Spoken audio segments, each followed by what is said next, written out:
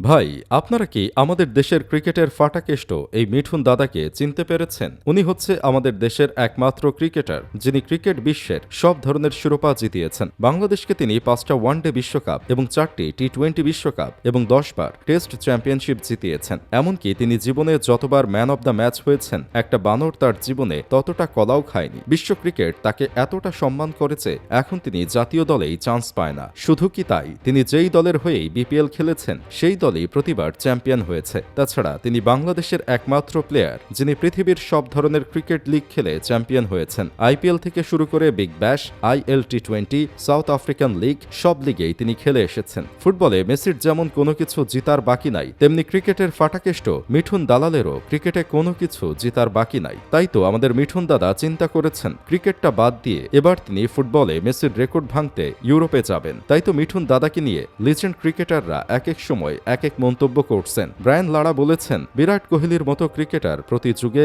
একবার জন্মায়, কিন্তু মিঠুন আলীরা শতাব্দীতে একবারই জন্মায়। এবিডি ভিলিয়ার্স বলেছেন, আমি ক্রিকেটে অনেক রকম ছক্কা দেখেছি, কিন্তু মিঠুন দাদার কাঁপতে কাঁপতে ছক্কা মারতে কাউকে দেখিনি। হাশিম আমলা বলেছেন, আমি জীবনে অনেক প্লেয়ারকে সেঞ্চুরি করতে দেখেছি, কিন্তু মোহাম্মদ মিথুনকে কোনোদিন সেঞ্চুরি করতে দেখিনি। তার খেলা দেখে সচিন টেন্ডুলকার বলেছেন, এই ছেলে যদি ক্যারিয়ারের শেষ পর্যন্ত খেলে তাহলে এই ছেলে আমাকেও ছাড়িয়ে যাবে। শোয়েব আক্তার বলছেন, আমার ভাগ্য ভালো আমার মিঠুনের যুগে বোলিং করতে হয়নি, তা না হলে তো আমার খবর হয়ে যেত। অ্যাডাম গিলক্রিস্ট বলেছেন, টাইম মেশিনে ভবিষ্যতে গিয়ে আমি একবার মিঠুন আলীর কিপিং এবং ব্যাটিং দেখেছিলাম, সেই সময় থেকেই মিঠুন আলী আমার অনুপ্রেরণা। এভাবে করে ফুটবলের রাজা মেসি রোনালদো আফসোস করে বলেছেন, ইস, আমরা যদি ক্রিকেটার হতাম তাহলে ক্রিকেটের রাজা মিঠুন দাদার সাথে খেলতে পারতাম। এছাড়াও আমাদের দেশের আরেকজন সুনামধন্য ক্রিকেটার আছেন যার নাম ওয়ায়েল হাসান মিরাজ। তিনি ক্যাপ্টেন্সি করে বাংলাদেশকে কয়েকটি বিশ্বকাপ জিতিয়েছে। বাংলাদেশের নাম এতটা উজ্জ্বল করেছে যে বাংলাদেশ ক্রিকেটের নাম মঙ্গল গ্রহ পর্যন্ত পৌঁছে গিয়েছে। তিনি তেল মেরে মেরে যেইভাবে কয়েকটি শিরোপা জিতেছেন যা বেন স্টোকসের স্বপ্ন। তাই তো তাকে নিয়ে বেন স্টোকস একবার বলেছিলেন,